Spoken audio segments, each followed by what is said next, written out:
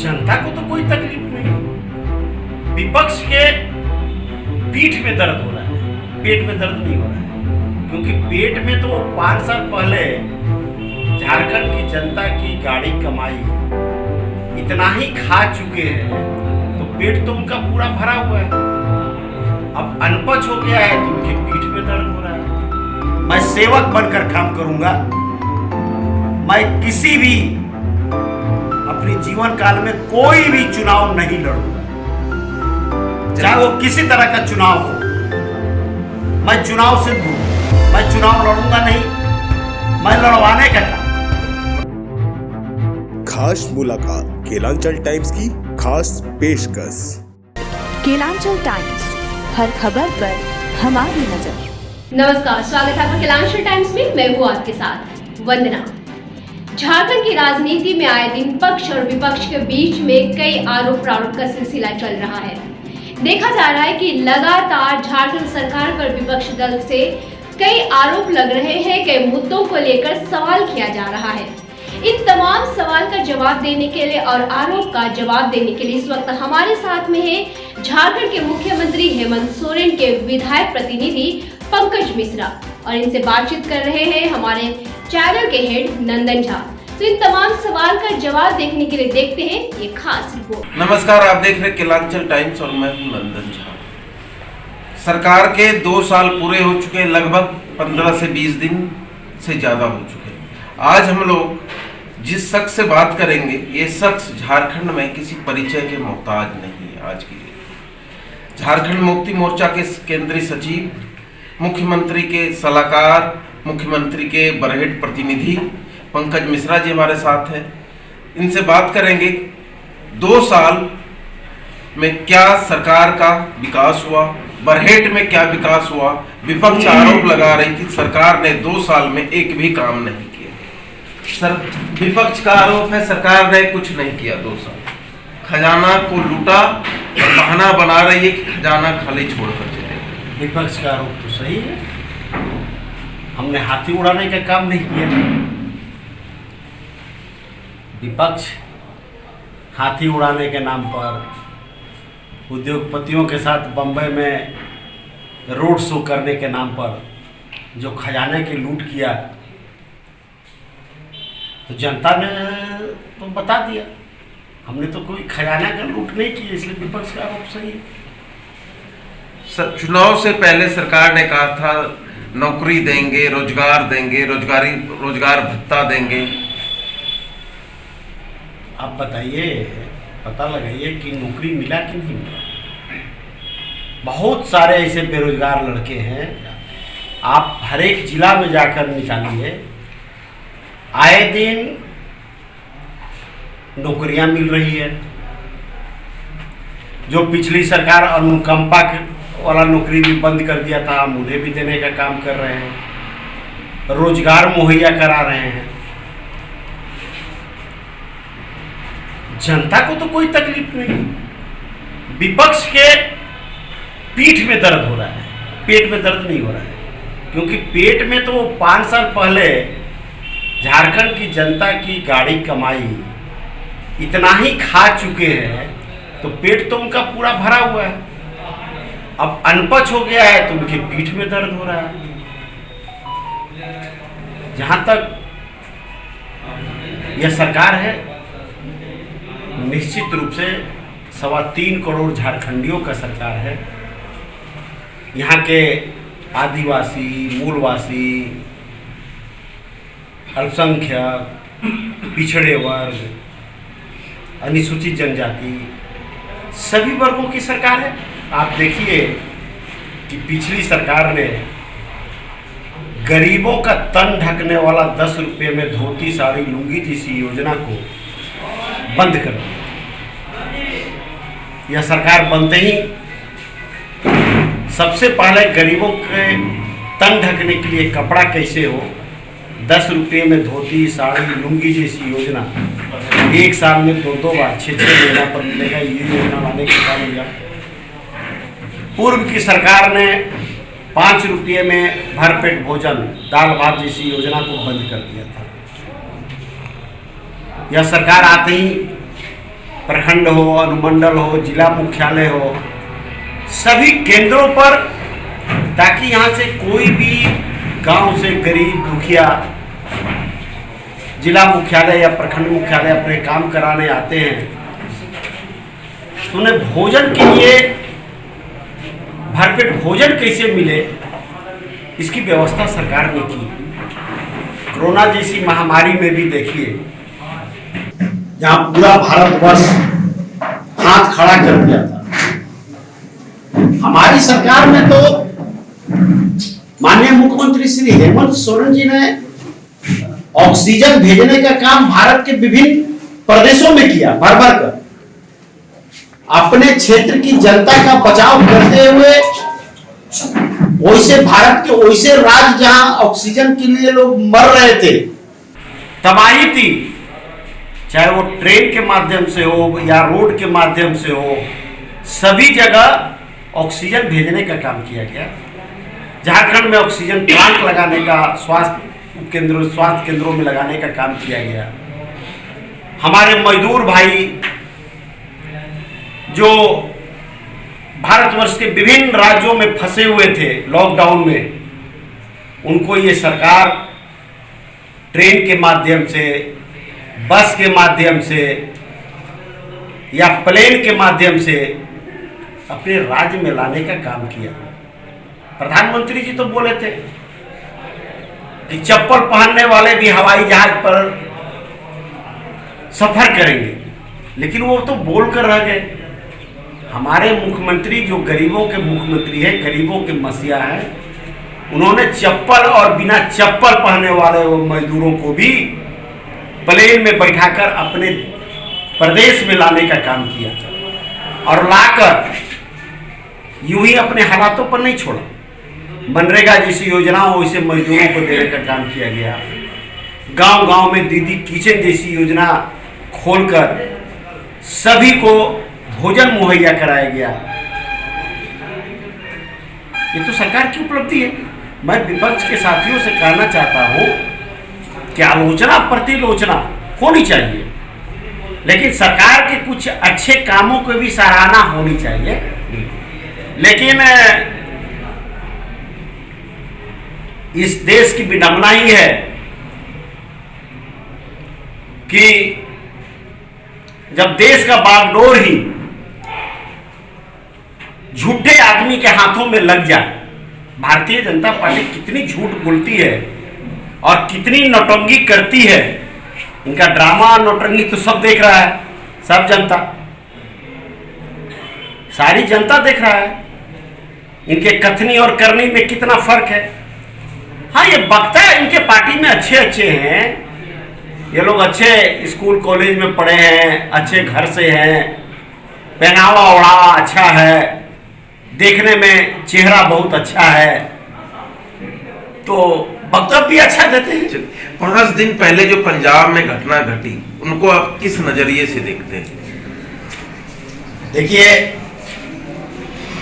वो हमारे देश के प्रधानमंत्री हैं, किसी पार्टी विशेष के प्रधानमंत्री नहीं है। अगर सुरक्षा में चूक हुई है तो उसकी जवाबदेही दोनों है, राज्य सरकार और केंद्र सरकार। गृह मंत्री उनके पास है, सबसे पहले वो गृह मंत्री पर कार्रवाई करें। उनकी एजेंसियां कहां थी, क्यों फेलियर हुआ? क्या इसके लिए गृह मंत्रालय जिम्मेवार नहीं है? अगर राज्य सरकार दोषी है तो राज्य सरकार से दोगुना दोषी गृह मंत्रालय है।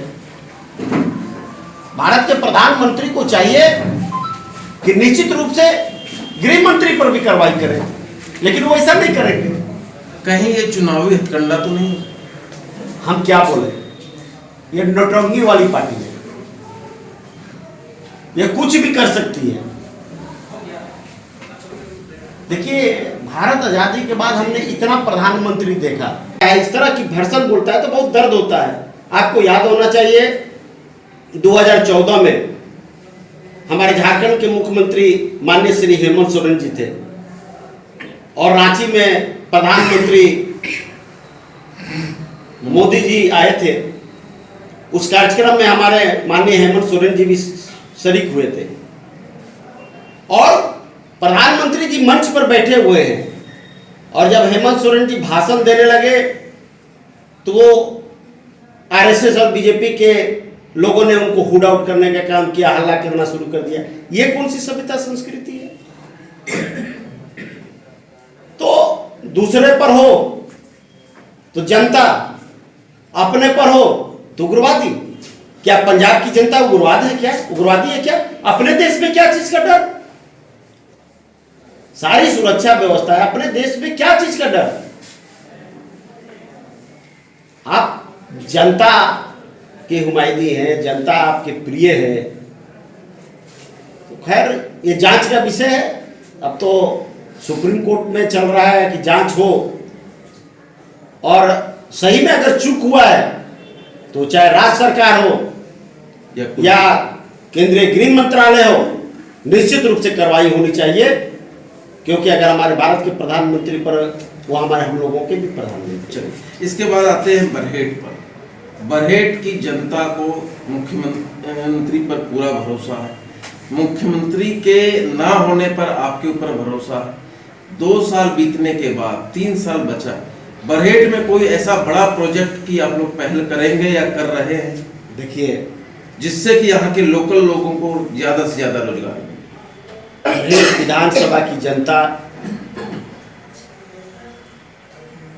बहुत ही खुश है